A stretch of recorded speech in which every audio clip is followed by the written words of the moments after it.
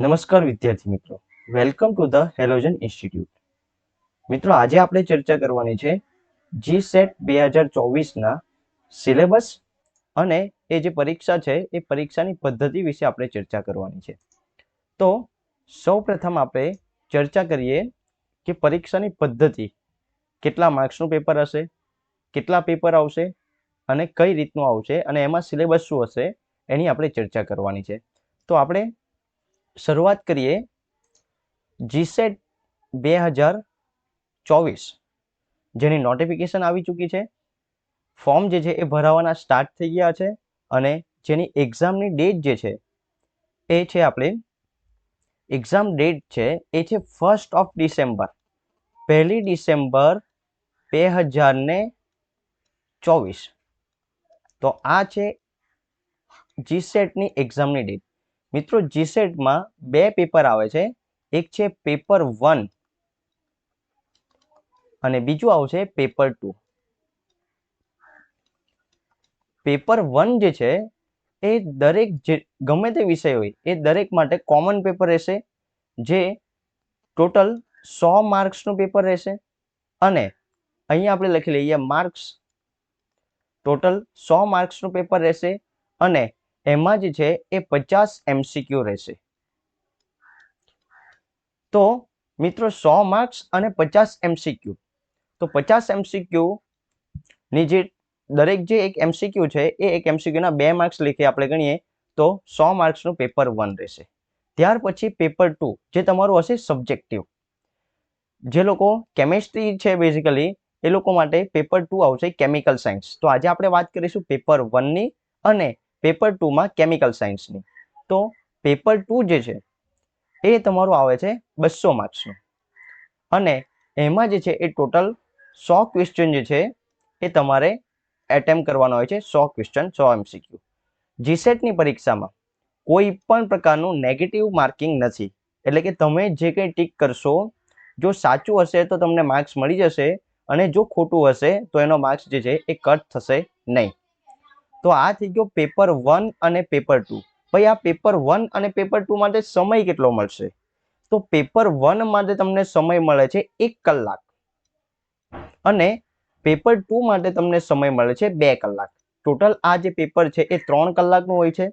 તો ધ્યાન રાખવું મિત્રો કે ભાઈ પેપર 1 જ્યારે તમે કમ્પ્લીટ કરતા હોઈએ ત્યારે એ જે છે એ તમારે 1 કલાકની અંદર કમ્પ્લીટ કરવાનું રહેશે. ત્યાર પછી તમારું પેપર 2 જે છે એ સ્ટાર્ટ કરવાનું રહેશે. હવે અમુક વિદ્યાર્થીઓનું એવું થાય છે કે પેપર 1 જે છે એ 1 કલાકમાં કમ્પ્લીટ નથી થતું અને એની જે OMR શીટ છે એ લઈ લેવામાં આવે છે.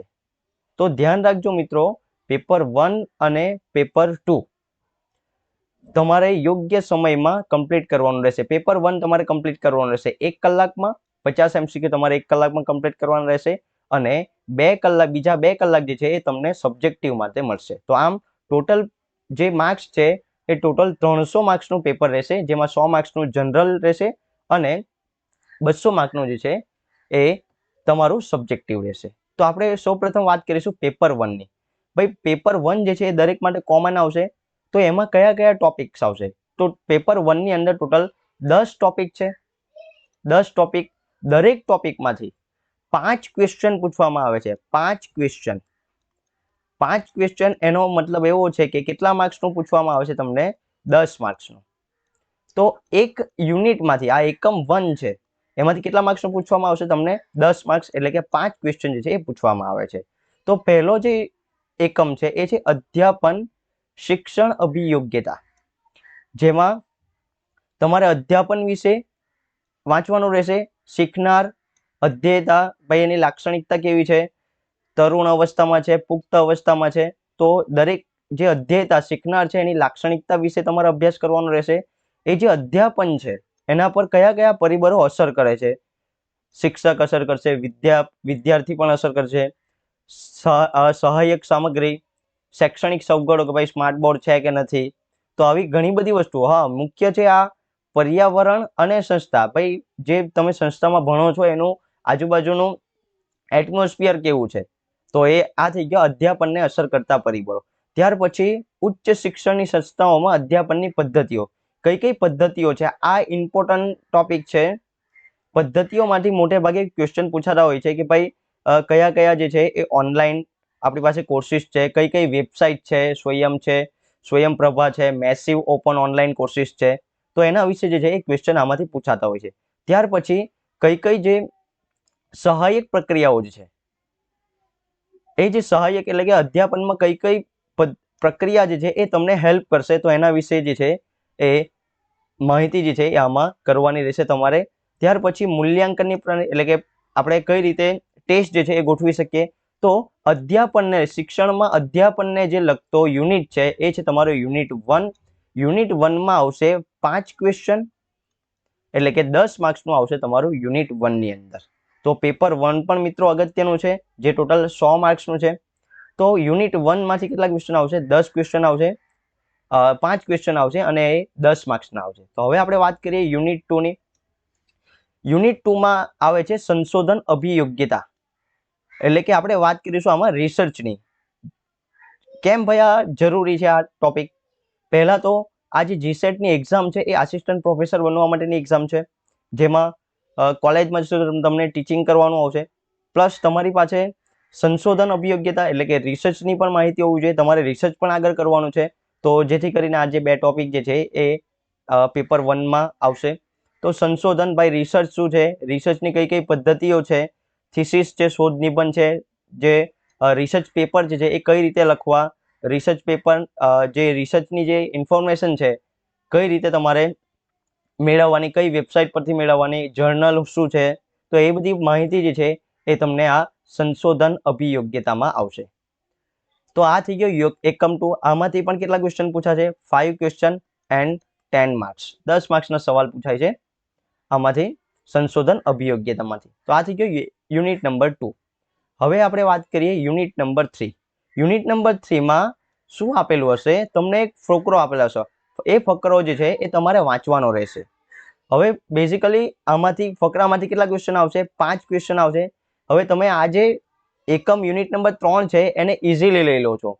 એનું રીઝન શું છે? તમને તો ફકરો આપેલો જ છે, એમાંથી વાંચીને જ તમારે સવાલના જવાબ ટીક કરવાના છે. પરંતુ આ જ્યારે સોલ્વ કરતા હોય ત્યારે એનું ધ્યાન રાખવું જોઈએ કે જે ફકરો આપેલો છે એ ફકરો વાંચીને એ શું કહેવા માંગે છે, તમારું મગજ તમારે નથી ચલાવવાનું. એ ફકરો શું કહેવા માંગે છે એના આધારે જે છે તમારે સવાલના જવાબ આપવાના છે. ફકરાના આધારે તમારે જવાબ આપવાના છે. અમુક વખત એવું થાય છે કે ફકરો જ્યારે વાંચીએ છીએ ત્યારે આપણને કંઈક ખોટું લાગતું હોય અથવા તો કંઈક અલગ લાગતું હોય, તો એ આપણું મગજ જે છે આમાં આપણે ચલાવવાનું નથી. ગદ્ય સમીક્ષા જે ફકરો કહેવા માંગે છે એને સમજો અને એના આધારે તમારે સવાલના જવાબ ટીક કરવાના રહેશે. તો આપણા આ 3 એકમ થઈ ગયા યુનિટ 3. પહેલો યુનિટ જે છે એ આપણે જોયો અધ્યાપનનો એટલે કે ટીચિંગનો. ત્યાર પછી આપણે રિસર્ચનો જોયો. ત્રીજો જે છે યુનિટ એ છે આકલન એટલે કે ગદ્ય સમીક્ષા, જેમાં તમને ફકરો આપેલો હશે એ ફકરાના આધારિત જે છે તમારે સવાલ લખવાના રહેશે. ત્યાર પછી આવશે યુનિટ નંબર 4. દરેક યુનિટમાંથી 5 ક્વેશ્ચન પૂછાશે અને 10 માર્ક્સ. તો પ્રત્યાયન ઇમ્પોર્ટન્ટ છે. પ્રત્યાયન કમ્યુનિકેશન ભાઈ તમે કઈ રીતે કરશો? કમ્યુનિકેશનના પ્રકાર કેટલા છે? તમે કંઈક બોલીને પણ પ્રત્યાયન કરી શકો, કંઈક કહી શકો, અથવા અશબ્દાયિક એટલે બોડી લેંગ્વેજથી પણ તમે કંઈક કહી શકો. વર્ગખંડમાં તમે ગ્રુપમાં પણ સ્ટડી કરાવી શકો. વર્ગખંડમાં કઈ રીતના પ્રત્યાયન કરવું? તો પ્રત્યાયનનો મતલબ કે કમ્યુનિકેશન. તો કમ્યુનિકેશનના માધ્યમ છે, સમાજ સાથે કઈ રીતે કમ્યુનિકેશન કરશો તમે. કોઈક ન્યૂઝ છે તો એ ન્યૂઝને કઈ રીતે પ્રસારિત કરશો, તો એની જે માહિતી જે છે એ આવશે પ્રત્યાયનમાં, કમ્યુનિકેશનમાં, જેમાંથી પણ 5 ક્વેશ્ચન પૂછાય છે. ત્યાર પછી આવે મોસ્ટ ઇમ્પોર્ટન્ટ, એ છે ગાણિતિક તર્ક અને અભિયોગ્યતા. ગાણિતિક તર્ક અને અભિયોગ્યતા એટલે આપણે વાત કરીશું આ રીઝનિંગની. તો આ જે ટોપિક છે તેમાંથી 5 ક્વેશ્ચન જે છે એ પૂછાય છે.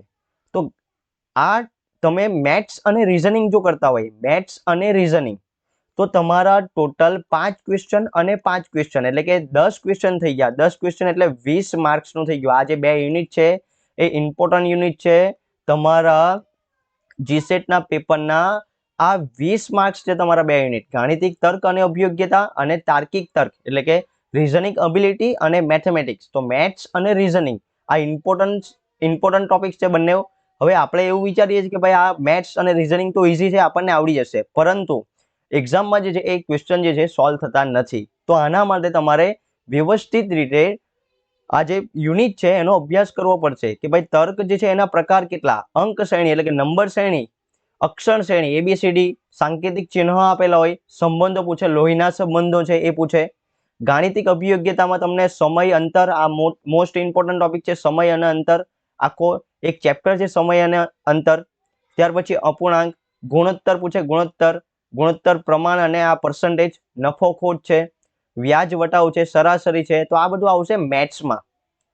તો આ મેથ્સના ટોપિક પણ ઇમ્પોર્ટન્ટ છે. આના માટે તમે ઉપયોગ કરી શકો એનસીઆરટી નો તમે ઉપયોગ કરી શકો. આના માટે જે ટોપિક છે એનો જે ચેપ્ટર આવે છે એનસીઆરટીમાં, જેમ કે નફો ખોટ છે તો ભાઈ 9મા 10મામાં ચેપ્ટર આવે નફો ખોટ, તો એને ઉચકી લો, એમાંથી ક્વેશ્ચન સોલ્વ કરો. તો આ જે છે એ ગાણિતિક તર્ક જે તમારા 5 માર્ક્સ છે. હવે તમે આજે તૈયારી કરશો એકમ 5 અને એકમ 6 બંનેની તૈયારી છે એ સાથે થશે. રીઝનિંગ અને મેથ્સ કમ્પ્લીટ થઈ ગયું તો અડધું રીઝનિંગ પણ તમને થઈ જશે એમાં. તો રીઝનિંગમાં શું આવશે, ડાયાગ્રામ પૂછાય છે, એક તમને આકૃતિ આપેલી હોય છે, એના પરથી તમારે નક્કી કરવાનું હોય છે કે ભાઈ આ કેટલા ટકા છે. કોઈક વસ્તુ આપેલી હોય કે કોઈક વસ્તુ જે છે એ 1 મહિનામાં આટલી વેચાઈ છે. તો આવા બધા જે છે વેન ડાયાગ્રામ આપીને તમને પૂછવામાં આવે છે. ત્યાર પછી સંબંધ, કોની સાથે ભાઈ લોહીના સંબંધોની વાત કરીએ તો કોની સાથે કેવો સંબંધ છે, માતા પિતા, ભાઈ બહેન, કાકા કાકી, મામા ફોઈ. તો એ રીતના લોહીના સંબંધ જે છે એ આજે રીઝનિંગમાં પૂછવામાં આવે છે. તો રીઝનિંગ ઘણું મોટું છે, પરંતુ તમારે જે છે એ દરેકે દરેક ટોપિક કવર થાય એ રીતે તૈયારી કરવાની છે. ગાણિતિક તર્ક અને તાર્કિક તર્ક એટલે કે મેથેમેટિક્સ અને રીઝનિંગ ઇમ્પોર્ટન્ટ છે. તમારા 20 માર્ક્સ છે આ બંને ટોપિક. 5 ક્વેશ્ચન પૂછાય છે બંનેમાંથી. 5માના જે 2 થી 3 ક્વેશ્ચન હોય છે એ ઇઝી હોય છે અને 2 ક્વેશ્ચન જે છે 2 થી 3 ક્વેશ્ચન જે છે એ થોડા તમારો ટાઈમ જે છે સમય જે છે એ કન્ઝ્યુમ કરી લેતો હોય છે. તો પણ એકવાર રીઝનિંગના અને મેથ્સના ક્વેશ્ચન સોલ્વ થયા તો માર્ક્સ જે છે એ બેઠા તમને મળશે. એકમ 5 અને એકમ 6 ની વાત કરી. ત્યાર પછી આપણે જોઈશું ડેટા ઇન્ટરપ્રિટેશન. એકમ 7 જે ઇમ્પોર્ટન્ટ છે, તમને ટેબલ આપેલું હશે, ટેબલ પરથી એમાં કંઈક અંક લખેલા હશે, એના પરથી તમારે કંઈક પર્સન્ટેજ કરીને માહિતી મેળવવાની રહેશે. તમને બાર ચાર્ટ આપેલો હશે, તમને આલેખ આપેલા હશે આ રીતના, તમને પાઈ ચાર્ટ આપેલો હશે આ રીતનો.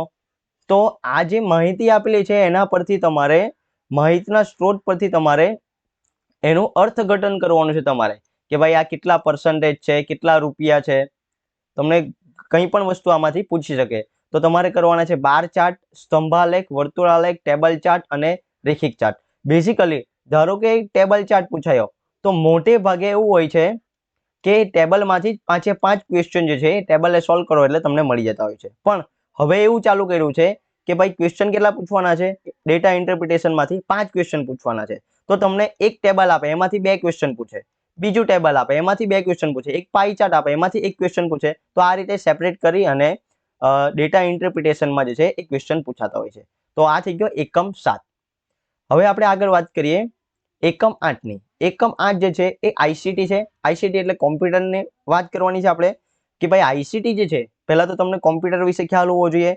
કોમ્પ્યુટરમાં કઈ હાર્ડવેર આવે, કયા સોફ્ટવેર આવે, કયા સોફ્ટવેર ઇમ્પોર્ટન્ટ છે, કયા સોફ્ટવેર ટીચિંગ માટે ઉપયોગી છે ભાઈ, કયા સોફ્ટવેર રિસર્ચ માટે ઇમ્પોર્ટન્ટ છે. તો આ જે બધી વસ્તુ જે છે એ આવશે આઈસીટીમાં. હવે આઈસીટી જે માહિતી અને પ્રત્યયન પ્રૌદ્યોગિકી છે એના માટે તમારે ઉચ્ચ શિક્ષણ પ્રણાલીમાં એમાં કઈ રીતના જે આઈસીટી જે છે એ યુઝ થાય છે. આઈસીટીમાં શું આવશે, કોમ્પ્યુટર આવશે, પદ્ધતિઓ આવશે કે ભાઈ કયો સોફ્ટવેર કઈ જગ્યાએ વપરાય, રિસર્ચમાં વપરાય, ટીચિંગમાં વપરાય.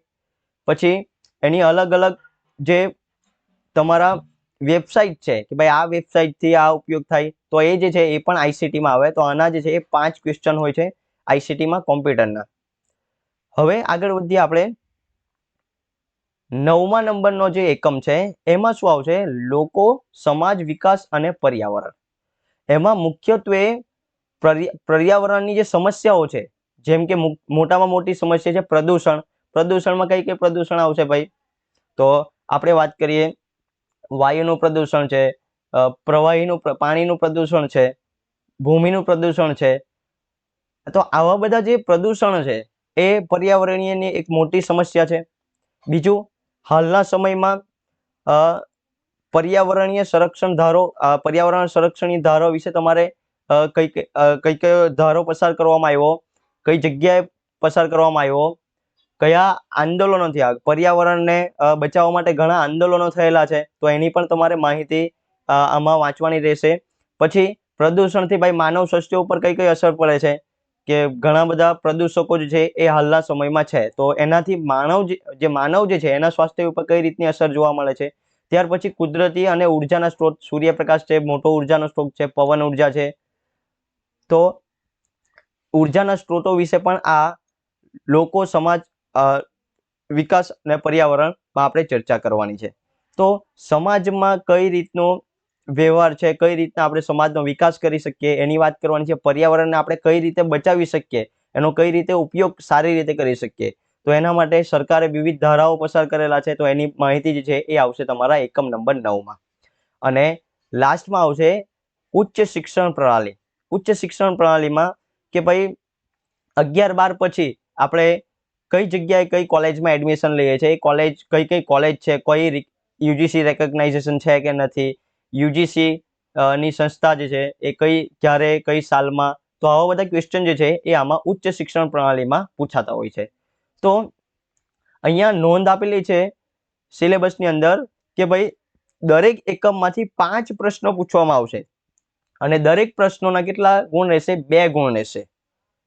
હવે આ જે છે નીચેની બીજી નોંધ છે તે સામાન્ય ઉમેદવાર એટલે કે આપણે જે જોઈ શકીએ છીએ એના માટે આલેખીય ચિત્રાત્મક પ્રશ્ન પૂછવામાં આવ્યા હશે, પરંતુ દ્રષ્ટિહીન એટલે કે હેન્ડીકેપ જે ઉમેદવારો છે એના માટે તેટલી જ સંખ્યામાં પ્રશ્નો અને ગુણભાર ધરાવતા ફકરો જે છે એ પૂછવામાં આવેલા હશે. તો આ જે હતા એ આપણા 10 ટોપિક. યુનિટ નંબર 1 હતું. યુનિટ નંબર 1 છે તમારા આવશે 50 ક્વેશ્ચન. યુનિટ નંબર 1માં પહેલો આપણે જોયો ટીચિંગનો એટલે કે અધ્યાપનનો, બીજો જે યુનિટ જોયો આપણે રિસર્ચનો જોયો, ત્યાર પછી આપણે ત્રીજો જે યુનિટ ચેક કર્યો આપણે એ ગદ્ય સમીક્ષા એટલે ફકરો તમને આપેલો હશે. ચોથો આપણે જોયો કમ્યુનિકેશનનો, પાંચમો આપણે જોયો રીઝનિંગ અને મેથ્સ, પાંચમો છઠ્ઠો રીઝનિંગ અને મેથ્સ. સાતમો આપણે જોયો માહિતીનું અર્થઘટન એટલે તમને ટેબલ આપેલો છે એના પરથી તમારે સોલ્વ કરવાના રહેશે ક્વેશ્ચન. આઠમો જે છે એ આઈસીટી છે, કોમ્પ્યુટર છે. નવમો લોકો વિકાસ અને પર્યાવરણ વિશે વાત કરેલી હશે. અને 10મો જે છે ટોપિક એ ઉચ્ચ શિક્ષણ પ્રણાલી છે. તો આ જે પેપર 1 જે છે એનો સિલેબસ જે છે એ હતો, પેપર 1 જે છે એ દરેક માટે કોમન રહેશે. દરેકમાં આ પેપર 1 100 માર્ક્સનો પેપર છે, પેપર 1. તો આમાંથી તમારે મેક્સિમમ માર્ક જે છે એ કવર કરવાનો હોય છે. અમુક ટોપિક જે છે જેની માહિતી પરથી તમારે જવાબ આપવાનો હોય છે, તો એ થોડા ઇઝી હોય છે. તો પેપર 1માં મેક્સિમમ માર્ક્સ જે છે એ તમારે કવર કરવાના હોય છે. મેક્સિમમ માર્ક્સ કવર કરવા માટે તમારે 10 ટોપિક જે છે એ કમ્પ્લીટ કરવાના રહેશે. તો સૌપ્રથમ પેપર 1 તમે કમ્પ્લીટ કરશો, જે થોડુંક ઓછું હોય છે, એટલે કે 10 ટોપિક છે, 10 ટોપિક કવર કરવા ઇઝી હોય છે કમ્પેર ટુ સબ્જેક્ટિવ. તો હવે આપણે વાત કરીશું પેપર નંબર 2. પેપર નંબર 2 આપણે વાત કરવાની છે સ્પેશિયલી કેમિકલ સાયન્સની, કેમિસ્ટ્રીની વાત કરવાની છે. પેપર નંબર 1 જનરલ પેપર બધા માટે આવશે. હવે આપણે વાત કરીએ કેમિકલ સાયન્સની. કેમિકલ સાયન્સમાં ભાઈ 100 ક્વેશ્ચન આવશે, એટલે કે 200 માર્ક્સના ક્વેશ્ચન આવશે. હવે આ જે ક્વેશ્ચન છે એના માટે સિલેબસ આપેલો છે. સિલેબસ માટે પહેલું આપેલું છે ઇનઓર્ગેનિક કેમિસ્ટ્રી. કેમિસ્ટ્રી એ બહુ મોટો સબ્જેક્ટ છે. Inorganic chemistry, physical chemistry, organic chemistry. તો દરેકમાંથી ક્વેશ્ચન પૂછાતા હોય છે. એવું ફિક્સ નથી કે ભાઈ ઇનઓર્ગેનિક કેમિસ્ટ્રીમાંથી આટલા ક્વેશ્ચન, ઓર્ગેનિકમાંથી આટલા ક્વેશ્ચન અને ફિઝિકલમાંથી આટલા ક્વેશ્ચન. આવું ફિક્સ હોતું નથી, પરંતુ 30ની અરાઉન્ડ જે છે દરેકમાં ક્વેશ્ચન પૂછાતા હોય છે. 30ની આજુબાજુ. 30 જે છે એ ઇનઓર્ગેનિકના લઈ લઈએ આપણે, 30 જે છે આપણે લઈ લઈએ ફિઝિકલ કેમિસ્ટ્રીના, અને 30 ક્વેશ્ચન લઈ લઈએ આપણે ઓર્ગેનિક કેમિસ્ટ્રીના. તો ટોટલ ક્વેશ્ચન કેટલા થયા? 90. હજુ બી 10 બાકી રહ્યા ક્વેશ્ચન. તો જનરલી જે છે એ 10 ક્વેશ્ચન જે છે એ પૂછાતા હોય છે. આ જે બીજા ટોપિક આપેલા છે એમાંથી 10 ક્વેશ્ચન જે છે એ મોટે ભાગે પૂછાતા હોય છે. તો આ in general plus or minus હોઈ શકે. તો આપણે વાત કરીએ પહેલા ઇનઓર્ગેનિક કેમિસ્ટ્રીથી. તો સૌપ્રથમ આપણે ચર્ચા કરીએ કેમિકલ સાયન્સમાં ઇનઓર્ગેનિક કેમિસ્ટ્રીથી. ઇનઓર્ગેનિક કેમિસ્ટ્રી તમારે 100% કરવાનું છે. પહેલા તમારે ઇનઓર્ગેનિક કેમિસ્ટ્રી કરવાનું છે 100%. જેમાં કયા કયા ટોપિક આવશે? કેમિકલ પીરિયોડિસિટી. પીરિયોડિસિટી ભાઈ ઉપરથી આવર્ત કોષ્ટકમાં ઉપરથી નીચે જતા વધશે. અલગ અલગ જે આપણી પ્રોપર્ટી છે કે ભાઈ એની સાઇઝ જે છે એ રેડિયસ છે, ઇલેક્ટ્રો આઈપી છે, આયોનાઇઝેશન પોટેન્શિયલ છે, ઇલેક્ટ્રોનેગેટિવિટી છે, આ દરેક વસ્તુ આવશે કેમિકલ પીરિયોડિસિટીમાં. ત્યાર પછી આવશે structure and bonding, homo heteronuclear molecule shape VSEPR. તો આપણે વાત કરીએ આ જે પહેલા બે ટોપિક છે એ તમારા આવશે GIOC જનરલ ઇનઓર્ગેનિક કેમિસ્ટ્રી. તો પહેલા બે ટોપિકમાંથી ઘણા બધા ક્વેશ્ચન જે છે એ પૂછાતા હોય છે. ત્યાર પછી તમારે કમ્પ્લીટ કરવાનું રહેશે કોઓર્ડિનેશન કેમિસ્ટ્રી. એસિડ બેઝ છે, હાર્ડ એન્ડ સોફ્ટ એસિડ આ છે એસિડ બેઝ, એટલે ટોપિક 1 થઈ ગયો આપણો કોઓર્ડિનેશન કેમિસ્ટ્રી, ટોપિક 2 થઈ ગયો આપણો એસિડ બેઝ. ત્યાર પછી આવશે main group element, structure and bonding, industrial importance, transition element. તો આ થઈ ગયો આપણો કોઓર્ડિનેશન કેમિસ્ટ્રી. આ થઈ ગયો F block, inner transition metal, આ કોઓર્ડિનેશન, આ F બ્લોક. ત્યાર પછી આવશે ઓર્ગેનોમેટાલિક કમ્પાઉન્ડ. તો આ જે 5 નંબર, 6 નંબર અને 7 નંબર એ ઇનઓર્ગેનિક કેમિસ્ટ્રીનો મોટો ભાગ રોકે છે. તો GIOC થઈ ગયો, એસિડ બેઝ બીજો ટોપિક છે. ત્રીજો ટોપિક છે main group elements and there compound. Main group element આપણે P બ્લોકને કહેશું અને એના કમ્પાઉન્ડ વિશે વાત કરવાના છે, એની સિન્થેસિસ, સ્ટ્રક્ચર, બોન્ડિંગ. ત્યાર પછી આ 3 ટોપિક છે, કોઓર્ડિનેશન કેમિસ્ટ્રી છે, F બ્લોક છે અને ઓર્ગેનોમેટાલિક છે. તો આ 3 ટોપિક જે છે એ ઇમ્પોર્ટન્ટ ટોપિક છે, ઇનઓર્ગેનિક કેમિસ્ટ્રીના મોટા ટોપિક છે જે તમારે ક્લિયર કરવાના રહેશે. ત્યાર પછી એનાલિટિકલ કેમિસ્ટ્રી, જેમાં આવશે સ્પેક્ટ્રોસ્કોપિક, અલગ અલગ સ્પેક્ટ્રોસ્કોપી આવશે. એ સ્પેક્ટ્રોસ્કોપીમાંથી ક્વેશ્ચન પૂછાય છે. બાયો ઇનઓર્ગેનિકમાંથી ક્વેશ્ચન પૂછાય છે. બાયો ઇનઓર્ગેનિક કેમિસ્ટ્રી ઇમ્પોર્ટન્ટ છે, એનાલિટિકલ કેમિસ્ટ્રી ઇમ્પોર્ટન્ટ છે. આ છે આપણી સ્પેક્ટ્રોસ્કોપી, UV, NMR. તો આ 11 નંબરનો અને 9મા નંબરને તમે સાથે જે છે એ લઈ શકો છો, 11 નંબર અને 9 નંબર. ન્યુક્લિયર કેમિસ્ટ્રીમાંથી પણ એક ક્વેશ્ચન જે છે એ પૂછાતા હોય છે, બરાબર. તો ઇનઓર્ગેનિક કેમિસ્ટ્રીમાં મેજર પહેલા તમારે ફોકસ કરવાનો છે GIOC પર. ત્યાર પછી તમારે જવાનું છે કોઓર્ડિનેશન કેમિસ્ટ્રી, D અને F બ્લોક, ઓર્ગેનોમેટાલિક. આ 3 ટોપિક મોટા ટોપિક તમે કવર કરશો તો લગભગ ઇનઓર્ગેનિક કેમિસ્ટ્રી તમારું 50% કમ્પ્લીટ થઈ જશે. 50% જે ટોપિક ઇનઓર્ગેનિક કેમિસ્ટ્રી છે એ કમ્પ્લીટ થઈ જશે. ત્યાર પછી તમારે એસિડ બેઝ છે, NMR સ્પેક્ટ્રોસ્કોપી છે, અલગ અલગ બાયો ઇનઓર્ગેનિક છે, એ તમારે કરવાના છે. તો આ થઈ ગઈ આપણે વાત કરી ઇનઓર્ગેનિક કેમિસ્ટ્રીની. તો પહેલા શરૂઆત જે પેપરની શરૂઆત થાય છે GSETના, એ શરૂઆત ઇનઓર્ગેનિક કેમિસ્ટ્રીથી થતી હોય છે મોટે ભાગે, બરાબર. 30 ક્વેશ્ચનની આજુબાજુ છે એ ઇનઓર્ગેનિકમાંથી આવતા હોય છે. આગળ વધીએ આપણે. હવે વાત કરીશું આપણે ફિઝિકલ કેમિસ્ટ્રીની. તો પહેલા તમારે કોઈ પણ બે ટોપિક ઉપર ટાર્ગેટ કરવાનું છે, ઇનઓર્ગેનિક ફિઝિકલ કાં તો ઇનઓર્ગેનિક અને ઓર્ગેનિક. કોઈને જો ઓર્ગેનિક ફિઝિકલ જો ફાવતું હોય તો ઓર્ગેનિક ફિઝિકલ પહેલા બે કમ્પ્લીટ કરવાના છે તમારે. તો પહેલા કોઈ પણ બે ઉપર ફોકસ કરીને એ કમ્પ્લીટ કરી દો અને પછી તમે આગળ વધો.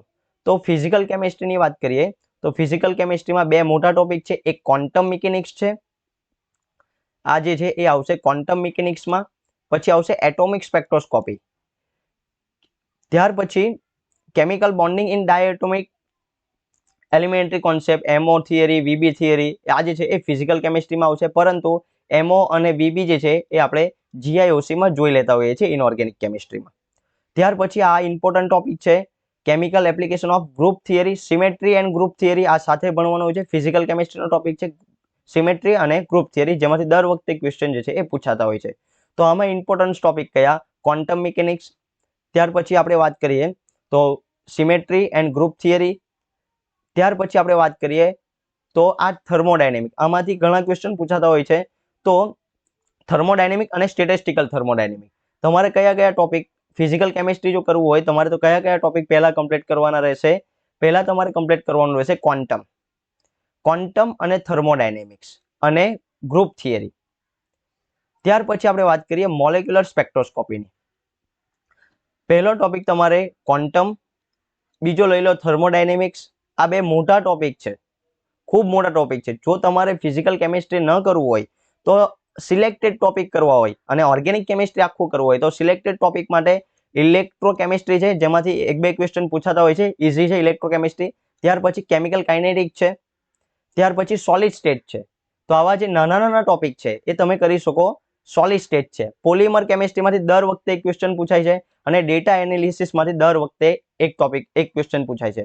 તો data analysis, polymer chemistry, solid state, chemical kinetic અને ઇલેક્ટ્રોકેમિસ્ટ્રી આટલા તમારે ફરજિયાત કરવાના રહેશે. અને જો બે આ મોટા ટોપિક કરો તમે, ક્વોન્ટમ અને થર્મોડાયનેમિક્સ, તો ઓલમોસ્ટ ફિઝિકલ કેમિસ્ટ્રી જે છે એ કમ્પ્લીટ થઈ જતું હોય છે. તો આ થઈ ગઈ આપણે ફિઝિકલ કેમિસ્ટ્રીની વાત. હવે આપણે વાત કરીએ ઓર્ગેનિક કેમિસ્ટ્રીની. ઓર્ગેનિક કેમિસ્ટ્રીમાં પહેલું આવશે જીઓસી, જનરલ ઓર્ગેનિક કેમિસ્ટ્રી, જેમાં IUPAC નોમેનક્લેચર આવી જશે, સિમ્પલ સ્ટીરિયો કેમિસ્ટ્રી પણ આવી જશે. તો આ ઓર્ગેનિક કેમિસ્ટ્રીમાં કયા કયા ટોપિક મેઇન છે? જીઓસી, IUPAC નામકરણ એમાં આવી જશે, સિમ્પલ IUPAC નોમેનક્લેચર, બાયસાયક્લોના, સ્પાયરોના. તો અલગ અલગ ઓર્ગેનિક મોલેક્યુલ છે એના IUPAC નોમેનક્લેચર જે છે એ આમાં જીઓસીમાં આવી જશે. થોડીક નેમ રિએક્શન પણ આવી જશે જીઓસીમાં. દર વખતે એરોમેટિસિટીમાંથી એક ક્વેશ્ચન પૂછાય છે. એરોમેટિસિટી તમારે કરવાનો ટોપિક છે. ત્યાર પછી સ્ટીરિયો કેમિસ્ટ્રી પણ ઇમ્પોર્ટન્ટ ટોપિક છે. જેમ ફિઝિકલ કેમિસ્ટ્રીમાં ક્વોન્ટમ છે, ઇનઓર્ગેનિક કેમિસ્ટ્રીમાં કોઓર્ડિનેશન છે, ઓર્ગેનોમેટાલિક છે, એમ ઓર્ગેનિક કેમિસ્ટ્રીમાં સ્ટીરિયો કેમિસ્ટ્રી એ મોટો ટોપિક છે અને ઇમ્પોર્ટન્ટ ટોપિક છે. ત્યાર પછી રિએક્શન છે, ઇન્ટરમીડિયેટ અને રિએક્શન. જો તમારે ઓર્ગેનિક કેમિસ્ટ્રી આખું કરવું હોય તો ઇન્ટરમીડિયેટ છે, એની રિએક્શન મિકેનિઝમ છે, આ ટોપિક છે, મોટા ટોપિક છે. નેમ રિએક્શન છે, તો ઇન્ટરમીડિયેટ છે, રિએક્શન મિકેનિઝમ છે, નેમ રિએક્શન છે. આ જે ટોપિક જે છે એ તમારે કરવાના રહેશે કમ્પ્લીટલી. ઓકે, હવે આપણે આગળ વધીએ. તો રિએજન્ટ, જો તમારે આખું ઓર્ગેનિક કેમિસ્ટ્રી કરવું તો રિએજન્ટમાંથી પણ ક્વેશ્ચન પૂછાય છે. ત્યાર પછી કોન્સેપ્ટ ઓફ ઓર્ગેનિક સિન્થેસિસ પણ કરવું પડશે. એસિમેટ્રિક સિન્થેસિસ, જેમાં અડધું જે છે એ સ્ટીરિયો કેમિસ્ટ્રી આવી જતું હોય છે. તો આ ટોપિક પણ ઇમ્પોર્ટન્ટ ટોપિક છે. ઓર્ગેનિક સિન્થેસિસ પણ ઇમ્પોર્ટન્ટ ટોપિક છે. પરંતુ જો તમારે સિલેક્ટેડ ટોપિક કરવો હોય ઓર્ગેનિક કેમિસ્ટ્રીમાં અને ફિઝિકલ કેમિસ્ટ્રી આખું કરવું હોય તો તમારે કયું ઓછામાં ઓછું કરવું? તો જીઓસી તમારે કરવાનું રહેશે, એરોમેટિસિટી તમારે કરવાનું રહેશે, સ્ટીરિયો કરવાનું રહેશે. આટલા ટોપિક તમારે ઓછામાં ઓછા કરવાના રહેશે. ત્યાર પછી પેરીસાયક્લિક રિએક્શન છે, જે ઇમ્પોર્ટન્ટ ટોપિક છે. દર વખતે આમ પેરીસાયક્લિકમાંથી પણ પૂછાય છે સવાલ. ત્યાર પછી હિટ્રોસાયક્લિક છે. હિટ્રોસાયક્લિકમાંથી થોડા ક્વેશ્ચન જે છે એ ઓછા પૂછાય છે, પરંતુ આને પણ આપણે સ્કીપ કરવું જોઈએ નહીં. જો થતું હોય તો હિટ્રોસાયક્લિક પણ તમારે ક્લિયર કરવું પડશે. નેચરલ પ્રોડક્ટમાંથી ક્વેશ્ચન પૂછાતા હોય છે. નેચરલ પ્રોડક્ટમાંથી ઘણા ક્વેશ્ચન ડાયરેક્ટલી પૂછાતા હોય કે ભાઈ ટર્પેનોઇડ, આ ટર્પિન્સ છે, સ્ટીરોઇડ છે, આ કયા આલ્કેલોઇડનું સૂત્ર છે, એની પ્રોપર્ટી શું છે. ત્યાર પછી ઓર્ગેનિક કમ્પાઉન્ડ માટે સ્પેક્ટ્રોસ્કોપી છે, IR, UV, visible, H1, C13. તો સ્પેક્ટ્રોસ્કોપી તો આપણે કરવાની જ છે. દરેક સ્પેક્ટ્રોસ્કોપી જે છે ઇનઓર્ગેનિકમાં પણ આવશે, ઓર્ગેનિકમાં પણ આવશે અને ફિઝિકલમાં પણ આવશે. તો આ જે ઓર્ગેનિકના ટોપિક છે જે તમારા ઓલમોસ્ટ 30ની આજુબાજુ ક્વેશ્ચન છે. ત્યાર પછી લાસ્ટ જે ટોપિક છે કેમિસ્ટ્રી નેનો સાયન્સમાંથી સવાલ પૂછાય. ગ્રીન કેમિસ્ટ્રી છે, કેટાલિસ્ટની ગ્રીન કેમિસ્ટ્રીના જે પ્રિન્સિપલ છે એને લગતા ક્વેશ્ચન પૂછાતા હોય છે. કોઈ દવા, મેડિસિનલ કેમિસ્ટ્રી, દવાને લગતા ક્વેશ્ચન પૂછાતા હોય છે. ત્યાર પછી સુપ્રા મોલેક્યુલની જે કેમિસ્ટ્રી છે એના જે ક્વેશ્ચન છે એ પણ પૂછાતા હોય છે. ત્યાર પછી એન્વાયરમેન્ટલ કેમિસ્ટ્રી, ભાઈ એન્વાયરમેન્ટમાં એસિડ, આપણે વાત કરીએ એસિડ વર્ષા છે, ગ્રીન હાઉસ અસર છે, તો આના ક્વેશ્ચન પણ પૂછાતા હોય છે. તો આપણે જો એવરેજ 5 ટોપિક લઈ લઈએ તો 10 ક્વેશ્ચન જે છે એ એવરેજ પૂછાતા હોય છે. તો આ થઈ ગયો કેમિકલ સાયન્સનો સિલેબસ. હવે મિત્રો જીસેટની એક્ઝામ જે છે એ ક્લિયર કરવા માટે ભાઈ આપણે કેટલા ક્વેશ્ચન ક્રેક કરવા જોઈએ? તો ટાર્ગેટ તમારે વધારે રાખવાનો છે. પેપર 1 માંથી મેક્સિમમ માર્ક્સ તમારે જેટલા આવે એટલા કવર કરવાના છે પેપર 1 માંથી. અને પેપર 2 માંથી તમે કયા ટોપિક કરો છો અને એમાંથી કેટલા તમે MCQ સોલ્વ કરી શકો.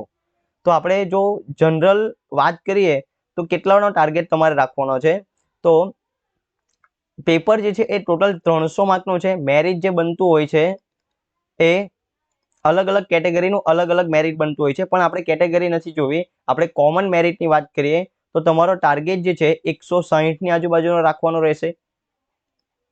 કેટેગરીમાં જે લોકો આવતા હોય છે એ લોકો માટે 150 જે છે એ ટાર્ગેટ રાખવાનો રહેશે. તો ભાઈ આટલા ટાર્ગેટને પહોંચી વળવા માટે શું કરવું પડશે તમારે? તો પહેલા તો પેપર 1 ક્લિયર કરવું પડશે અને પેપર 1 માં ઓછામાં ઓછા તમે એવું રાખો કે ભાઈ 30 MCQ જે છે એ સોલ્વ થવા જ જોઈએ. 30 MCQ સોલ્વ થાય તો તમારા કેટલા માર્ક્સ આવે? 60 માર્ક્સ આવે. તો 160 જેનો ટાર્ગેટ છે એને કેટલા માર્ક્સ લાવવાના રહે પછી? 100 માર્ક્સ લાવવાના રહે. તો આપણે કેમિકલ સાયન્સની વાત કરીએ તો કેમિકલ સાયન્સમાં 100 માર્ક્સ લાવવા અઘરા છે, પણ પોસિબલ તો છે.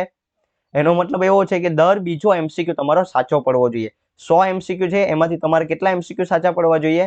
50 MCQ જો તમારા સાચા પડે તો તમારે કેટલા માર્ક્સ આવશે? 100 માર્ક્સ.